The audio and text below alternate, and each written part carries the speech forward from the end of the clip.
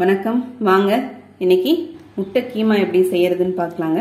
இது பாத்தீங்கன்னா சப்பாத்திக்கு தொட்டு சாப்பிடும்போது ரொம்பவே நல்லா இருக்கும். அதே மாதிரி ரொம்ப சுலபமாகவும் செஞ்சிடலாம். வாங்க இப்போ எப்படி செய்யறதுன்னு பார்க்கலாம். இப்போ நான் ஒரு 5 முட்டை எடுத்து வச்சிருக்கேங்க குக்கர்ல. இப்போ இதை நம்ம வேக வச்சுக்கலாம். இப்போ ஒரு விசில் வச்சு நம்ம வேக வச்சு எடுத்துக்கலாங்க. இப்போ ஒரு விசில் வச்சு நம்ம ஆஃப் பண்ணி எடுத்து வச்சிட்டோங்க.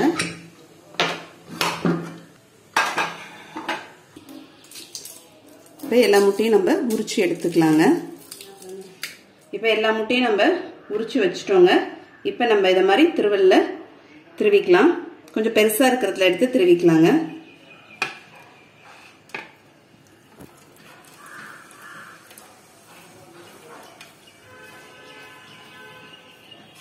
இந்த மாதிரி எல்லாத்தையும் திருவி வச்சுக்கலாம். இப்போ நம்ம எல்லா முட்டையும் திருவி எடுத்து வச்சுட்டோங்க. இப்போ ஸ்டவ்ல ஒரு கடாய் எடுத்து வச்சிருக்கேங்க. அதில் 1 டேபிள் ஸ்பூன் நம்ம எண்ணெய் சேர்த்துக்கலாம்.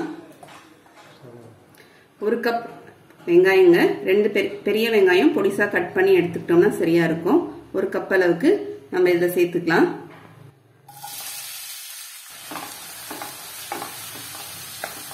வெங்காயம் சேர்த்து வதக்கிக்கலாங்க. நம்ம இப்போ வெங்காயம் இந்த மாதிரி நல்லா வதங்கிடணுங்க. 1 ஸ்பூனு இஞ்சி பூண்டு பேஸ்ட் சேர்த்துக்கலாம். சேர்த்து அதையும் நல்லா வதக்கிக்கலாம். இஞ்சி பூண்டுடைய பச்சை வாசனை போகிற அளவுக்கு நம்ம வதக்கிக்கலாங்க. இப்போ இஞ்சி பூண்டுடைய பச்சை வாசனை போகிற அளவுக்கு நம்ம வதக்கிட்டோம். இப்போ ஸ்டவ் சிம்ல வச்சுட்டுங்க. ஒரு 1/4 ஸ்பூன் மஞ்சள்தூள் சேர்த்துக்கலாம். 1 ஸ்பூன் மிளகாத்தூள் சேர்த்துக்கலாம். 1/2 ஸ்பூன் தனியாத்தூள், 1/4 ஸ்பூன் கரம் மசாலா தூள் சேர்த்துட்டு நம்ம நல்லா வதக்கிக்கலாம். தூள் சேர்த்தோன்னா நம்ம ஸ்டவ் சிம்ல தாங்க இருக்கணும். இப்போ வதக்கியாச்சு லேசா.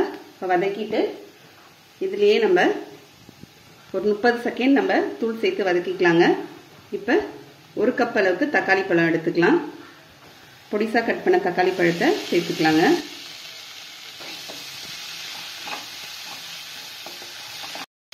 ஒரு 3/4 ஸ்பூன் அளவுக்கு உப்பு சேர்த்துக்கலாங்க.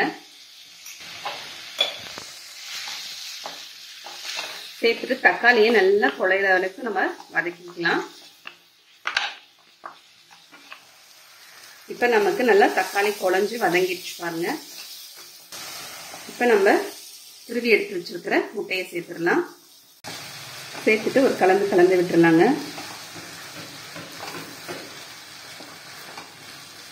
இதுல கொஞ்சமா தண்ணி சேர்த்துக்கலாம்.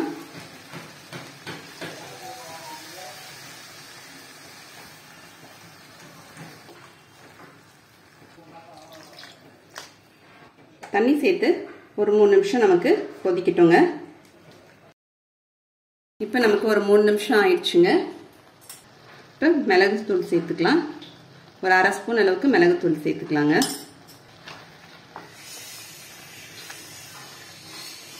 இப்போ மிளகு தூள் சேர்த்து ஒரு கலந்து விட்டுட்டோம். இப்போ கொத்தமல்லி தழை சேர்த்துக்கலாம். சேர்த்துட்டு இப்போ கலந்து விட்டுட்டு ஒரு ஆஃப் பண்ணிடலாங்க. இப்போ நமக்கு முட்டை கீமா ரொம்ப சூப்பராக ரெடி ஆயிடுச்சுங்க. இது இப்படியேவும் சாப்பிட ரொம்பவே நல்லா இருக்கும். ஆனால் இதுக்கு மேலே நம்ம பச்சையாக பொடிசா கட் பண்ண வெங்காயமும் கொத்தமல்லி தழையும் தூவி சாப்பிடும்போது இன்னும் ரொம்பவே நல்லா இருக்குங்க. நீங்களும் இதை மாதிரி ட்ரை பண்ணி பாருங்க. ட்ரை பண்ணி பார்த்துட்டு எப்படின்னு கமெண்ட் பண்ணுங்க. உங்களுக்கு இந்த வீடியோ பிடிச்சிருந்தா லைக் பண்ணுங்க, ஷேர் பண்ணுங்க, சப்ஸ்கிரைப் பண்ணுங்க. அடுத்த வீடியோவில் பார்க்கலாம். தேங்க்யூ.